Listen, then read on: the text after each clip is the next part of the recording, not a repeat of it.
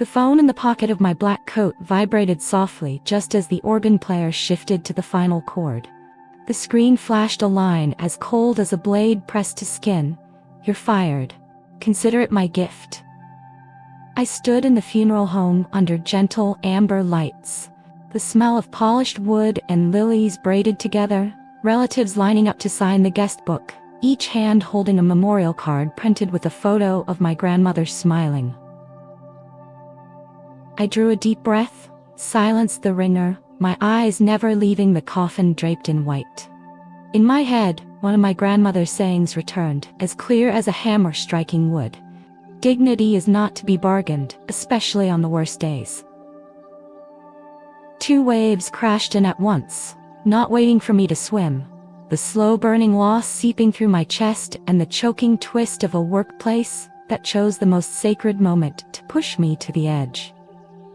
Does any office have the right to snatch away the last bit of peace from a day of mourning? I closed my palm, feeling the edge of the memorial card graze my skin, looked at the lilies white as early morning mist, and understood that the answer would define the rest of me. I am the one who gets things done.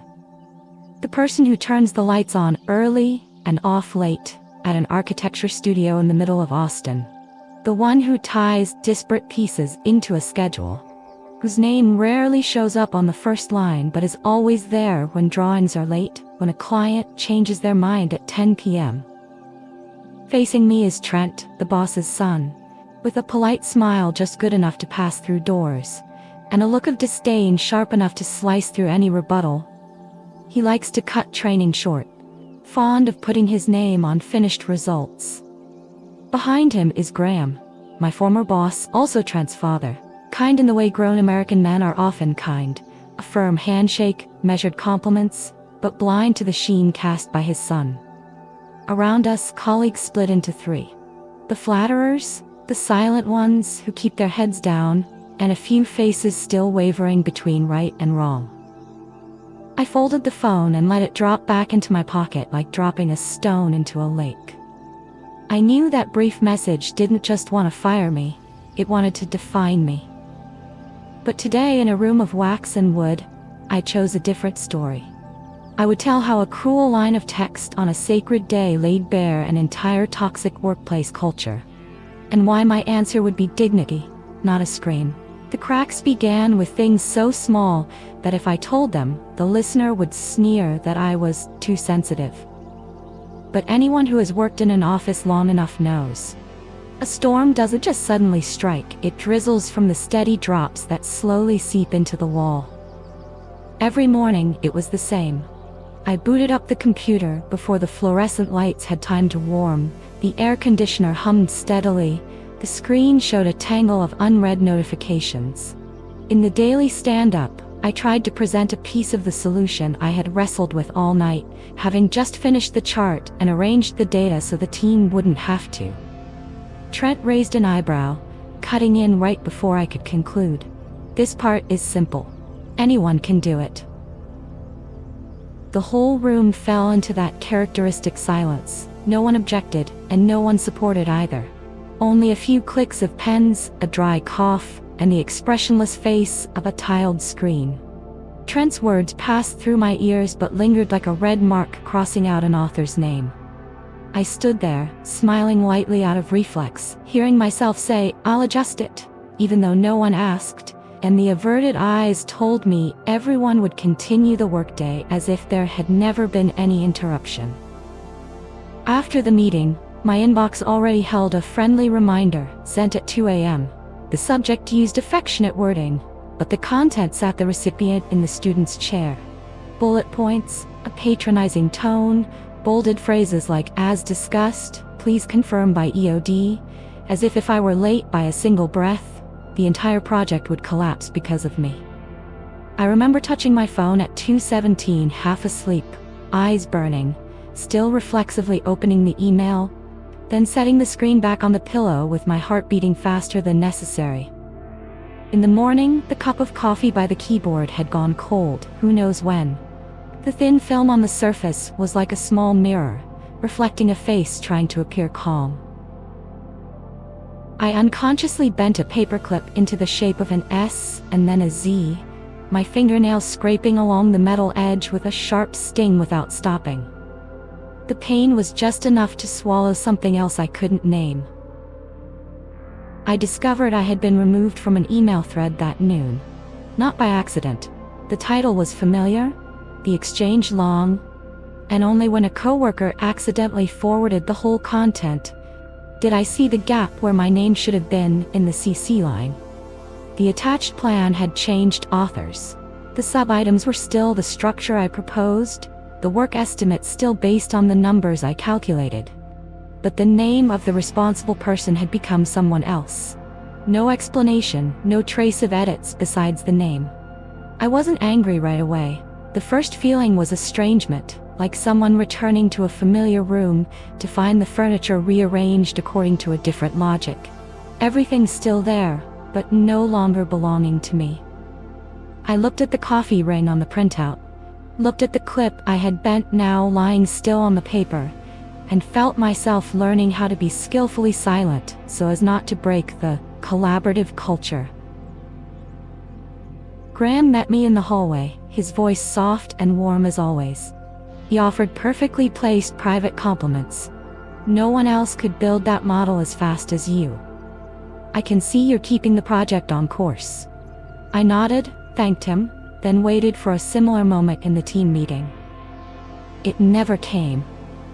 In the conference room, when Trent flicked his hand and called it a task anyone can do, Graham smiled politely, jotted something in his notebook, and let the topic drift away. I watched how he kept his hands clean. He didn't deny my ability, but he didn't affirm it in front of the group either.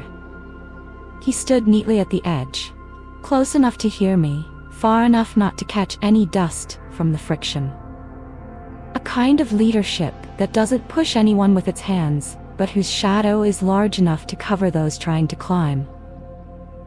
Then HR appeared with a carefully rehearsed, neutral smile. We sat in a small room with a green plant in the corner as a sign of freshness and a round clock that ticked very softly. They talked about process, about documentation, about a culture of respect. They flipped through the meeting minutes, itemized objective points selectively chosen. The things I said were recorded without context, missing the seconds when I was cut off, the minutes I tried to pull scattered ideas into a complete plan. Perhaps you should be softer, the HR person advised. Don't be so direct. People will feel uncomfortable. Here we value harmony. I heard the word harmony and felt it like a cloth laid over scratches, making them not disappear, only hidden under a new layer of fabric. When I asked what counted as soft enough, they smiled. Just stay calm. Don't react in the meeting. You should take it offline, as if I had never tried. One day, a meeting invite arrived with a very harmless subject. Quick check-in. No agenda, no attachments. The whole team was present, the air strangely cautious. Trent smiled like someone who had prepared every escape route. We need new energy. He said the words new energy, as if KPI numbers could change just by changing the person holding the whiteboard. His eyes flicked over me for a fraction of a second, long enough to show intent. I suddenly remembered a message the night before from a coworker. I've got your back. Just speak up, don't worry. In the room, that person sat up straight, nodded along with Trent, and reused the very phrase new energy, like a tape recording. The others slipped into their roles quickly. Someone played the mediator. Someone played the person proactively asking constructive questions. Someone played the silent observer to later write an objective recap. Only I recognized this wasn't a check-in. It was a scripted ambush, where every line pointed to the conclusion that the team needed change, and that change coincidentally aligned with lowering my voice. I didn't say much. At times I wanted to lay out all the project phases, specify who did what, when, and based on what. To trace the emails missing the CC, the plans with the author changed, to point to each small detail proving that my contribution had been intentionally dissolved. But I looked around, saw the crisp collars, the nods in perfect rhythm, the eyes that didn't meet any other for more than 2 seconds. and I understood. I had been placed exactly in the position of a textbook example. An example for the whisper traveling the halls. Don't be too direct. Don't put work standards too plainly on the table. Don't expose the peeling paint. Don't speak up about the moment someone cut someone off. Let everything flow like water in a fish tank. Pretty, quiet, and no one asks in what order the stones at the bottom have been arranged. That day, the coffee on my desk was still cold when I returned to my seat. The clip I had been bending was twisted into a meaningless curve, dented like a story that wasn't told to the end. I reopened the document, added a few notes, edited some sentences that could be misunderstood as too strong, and saved another version, the way people keep an old photo in their wallet. Not to show off, only to remember that there was a moment that existed. The cracks were still there, running along the wall, small but painful, and I knew I wasn't imagining them. They were the very soft sound each time someone chuckled, instead of offering recognition, the light tap of the reply key instead of reply all, the compliment that existed only behind a closed door, the check-in meeting that turned out to have redefined energy on everyone's behalf. I stood up, tossed the clip into the trash, heard the sound of metal hitting plastic, thin and cold, and told myself I had to teach myself how to live beside the cracks until I found another room where the wall knows how to hear the sound of someone knocking. If the cracks in the office only creaked like dry wood underfoot, then the next blow was a kick square in the back. I slid to the bottom of the slope at the very moment when people should have been silent and holding hands. The message arrived just as the choir closed the hymn, the funeral room smelling of lilies and smokeless candles, chairs in neat rows, my grandmother's memorial photo board placed beside the condolence book with a soft-tipped pen. The screen flashed a notification not even 2 lines long. Thank you for all your contributions. Due to restructuring, your position is affected. Regrettably, we find you no longer fit the culture and show signs of lacking a spirit of cooperation. Phrases as smooth as polished pebbles. Restructuring, not a cultural fit, lack of cooperation, they don't stick to anything, point to nothing specific, yet each word is heavy. I snapped the screen off, slid the phone into the pocket of my black blazer, and clasped my hands together to keep from shaking. There's a very American emptiness in rituals like this. Everyone keeps a polite distance, nods gently, says, "Sorry for your loss," in a low voice, self-serves coffee from the stainless steel urn, sets down a tray of cookies the neighbors brought on a white-clothed table.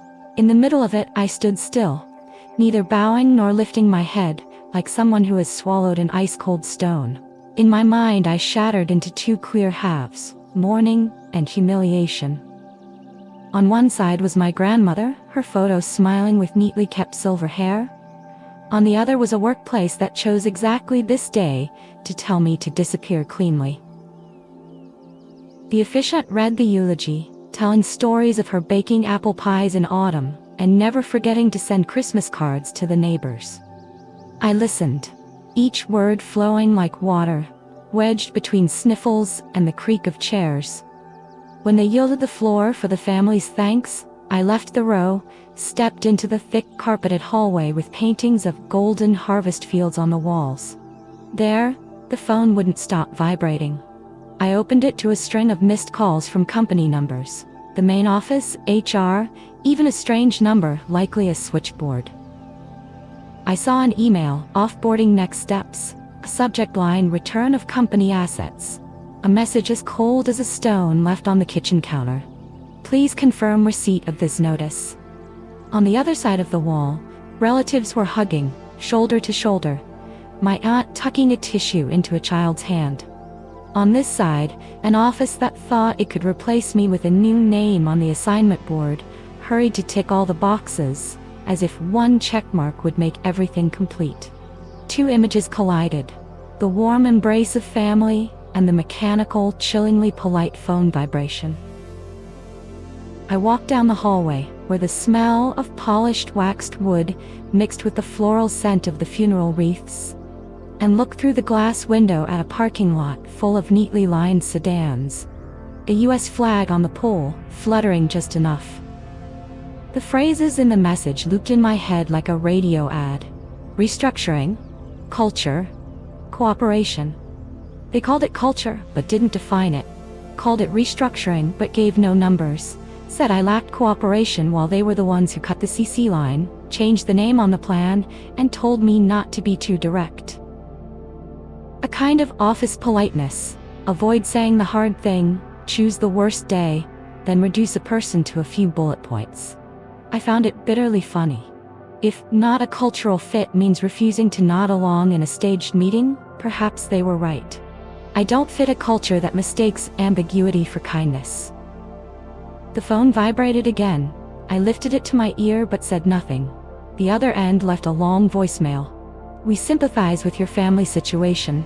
However, the process needs to proceed on schedule. Please get in touch to agree on a handover date. They used sympathize like a button, fastened in just the right place to make the outfit sound like it fits. I turned it off. The recessed ceiling lights of the funeral home were warm yellow, yet I felt cold. The air conditioner droned steadily. The door opened with a soft creak.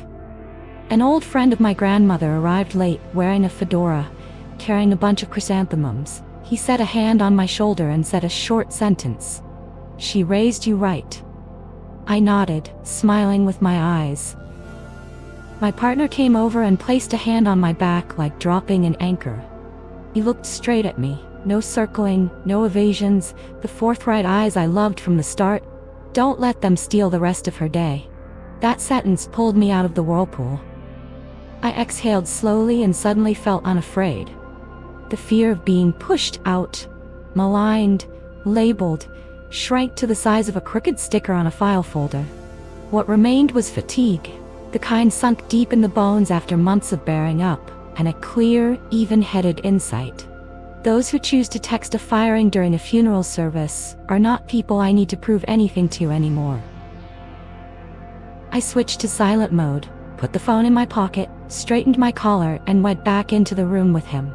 We signed the guest book, joined the line to hug my aunt, accepted a weak coffee from the pump urn, nibbled a piece of someone's pie on an aluminum tray. Small, ordinary acts that set me back in the place I belong. In my head, I began quietly writing a letter to myself. Not to argue right away, not to plead, and not to send it immediately. Just to record the truth. The way Americans keep paperwork. Clearly, with dates, caller names, and what was said. I remembered the times I was cut off in meetings, the emails sent at 2 a.m., the threads that deliberately left off my name. All of it converged into the phrase, lack of cooperation, which they use like a paring knife to strip things clean. I realized, here, I did not lack cooperation. I simply would not let go quickly enough for them to erase the traces. My grandmother had taught me that not everyone who says please is good to you. And not everything friendly is a friend. In this country, people respect boundaries. A closed door is closed. A day meant for family is not to be trespassed.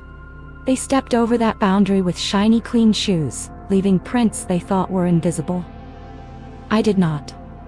I chose to stand on my side of the line. When the memorial slideshow showed photos from when my grandmother was young, wool coats, an old gas stove, a backyard with a crimson maple in autumn, I placed my hand on my knee, felt the cool fabric of my dress pants, and my heart steadied.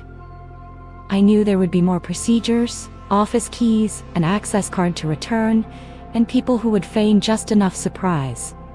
But right now, in a room lit by an attempt at warm yellow light, I decided not to let that message define me, and certainly not let it define this day of hers.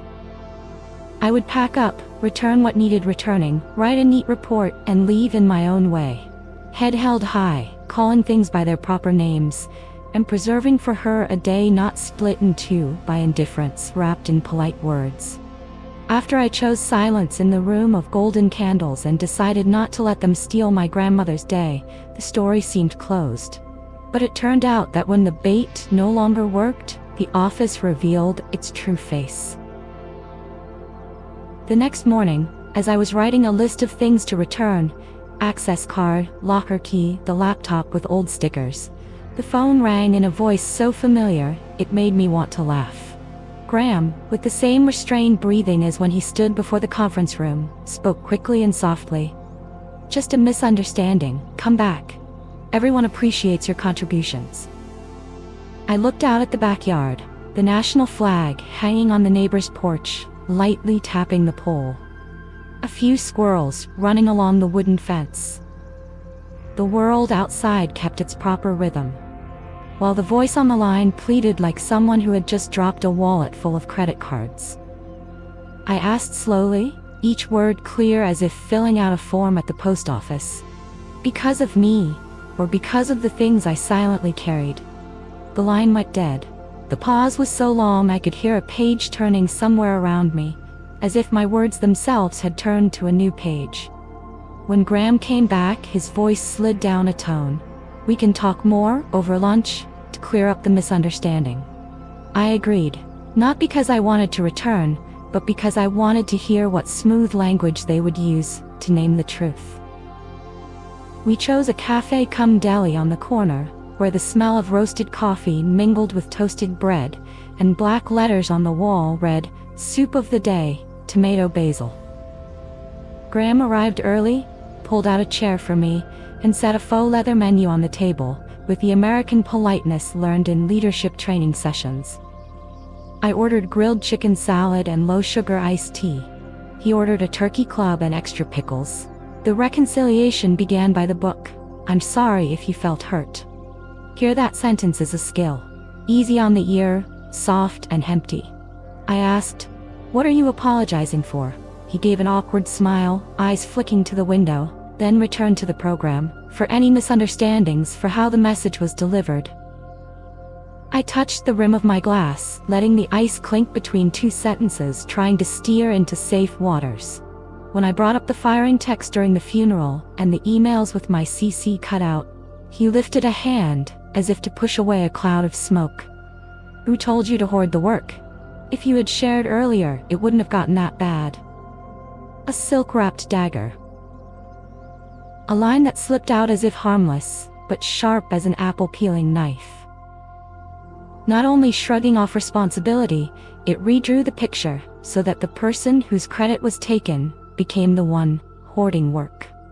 I opened my wallet, took out my grandmother's memorial card. The card printed with her smiling beside the squash trellis, with the Bible verse my cousin chose, and laid it gently on the table between us. "I'm not leaving because I'm weak," I said, low enough that the next table wouldn't hear, clear enough that he couldn't pretend not to understand. "I'm leaving because here decent people are seen as weak." He squinted, as if a shaft of sunlight had flashed straight through the window. His apology slackened into polite justification. "We're restructuring. Everyone has to adapt. We'll learn together." I nodded, picked up the card, slid it back into my wallet like threading a needle. I was stitching shut a tear they didn't know they had cut. Lunch continued with small talk about the weekend sports, the football game, his daughter's upcoming entrance to a good public school. I listened, smiling now and then, because Americans can keep conversational politeness even when the true face has just peeked out. When the server brought the bill, Graham by habit pushed it toward me. "Split?" I said sure, and still felt a strange lightness. Splitting was right. I pay my part, and the price of ambiguity they have to calculate themselves. Before we stood, he tried once more. "If you come back, we'll make sure you're more recognized." I looked him straight in the eye. Recognition isn't a promise at lunch. It's what you do every day. We shook hands, brief and cold. In the parking lot, the wind carried the smell of waffles from a food truck. I inhaled deeply to wash off the mayonnaise tang of an unfinished negotiation. In the afternoon, the message chime sounded again. The colleague who once texted "hang in there" at night, the one who nodded along with Trent in the new energy meeting, sent a long paragraph that read like a bulletin. "I'm sad to see you go. Anyway, the leadership's decision, hope you understand the team's perspective." I heard the loudspeaker tone in it, No more me, you, only the team's perspective. They didn't write it, but I heard it clearly. Don't make things hard for us. Another person, who used to invite me for burritos every Wednesday, saw me in the building hallway and turned to his phone, pretended to be busy, hurried past as if eye contact were an invitation to be a witness.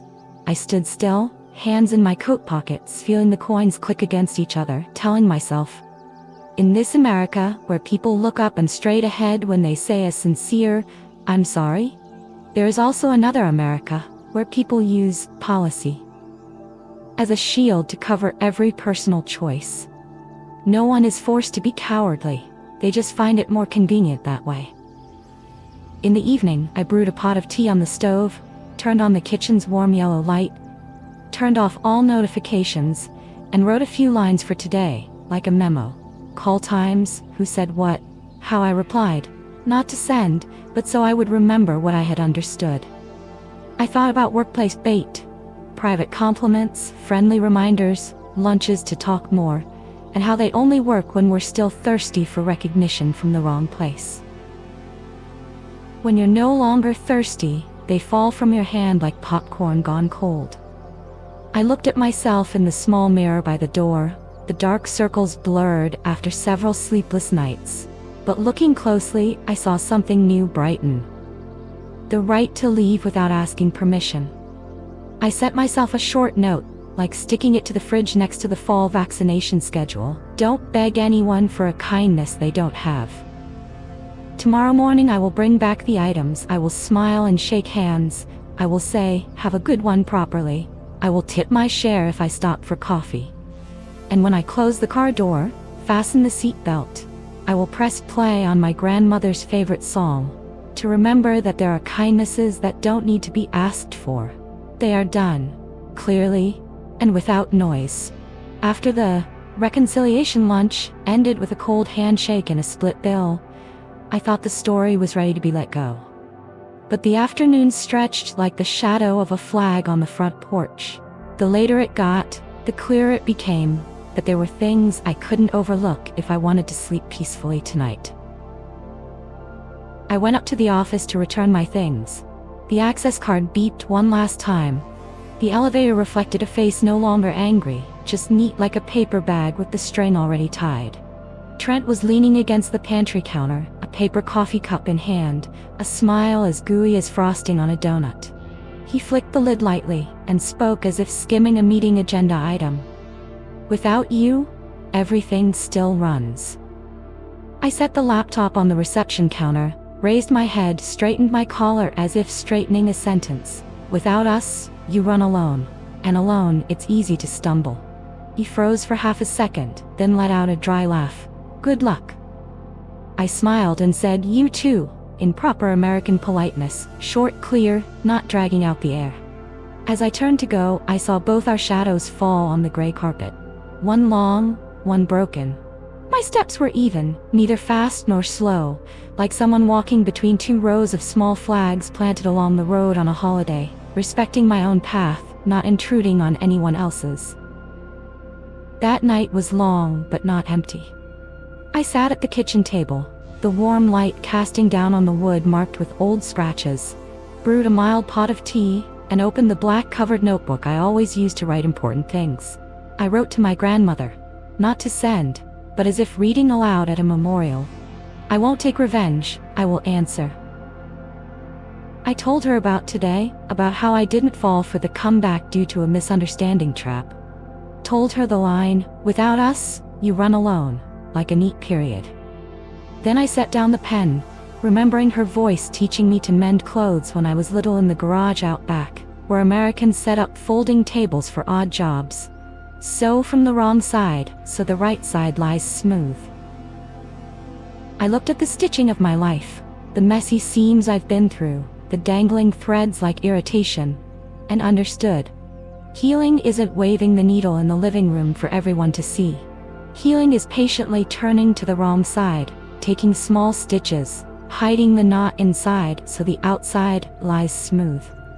I put down the pen, closed the notebook, washed the teacup the way I tidy my heart, leaving no stains behind. The next morning, rumors arrived faster than the weather forecast. In the virtual hallways of internal chat, they wrote that I quit in the middle of the project. A sentence as tidy as a status line, convenient for those who never asked why. I didn't react. The phone rang again, this time from a client I had helped through several tricky rollouts. The woman on the line gave a small laugh, her voice straight as a highway. "We've heard a few things, but I just want to say there's a musty smell of fear over there." I was silent for a beat, hearing my heart beat steadily. "Thank you," I said. "I'm moving on." "Good," she replied. "When you set up a new place, call me."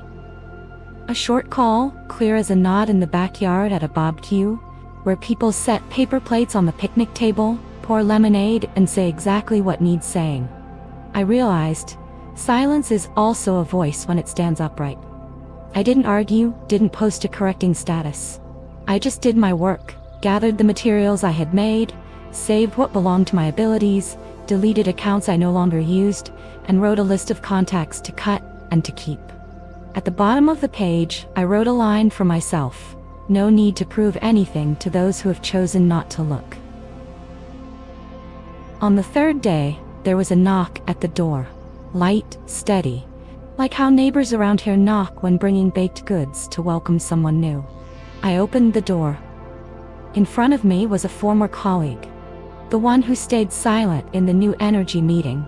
His eyes ringed with dark circles today, holding a paper cup with the logo of the cafe down the street. "I'm tired of wearing a mask," he said, without beating around the bush. "I want to work where people tell the truth." The wind on the porch stirred the maple leaves in front of the house. I stepped aside, invited him in, handed him tissues as I always do for guests.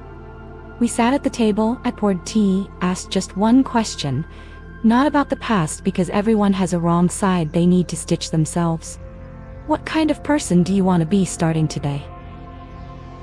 He sighed, then talked about the times he witnessed and didn't speak, the emails he read but didn't dare reply all, the nods to get through the day. I nodded without judgment. In this America, people gradually learn to say I was wrong without collapsing.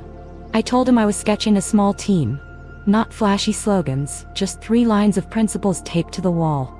Tell the truth, give credit, don't use fear to manage. He smiled for the first time that morning.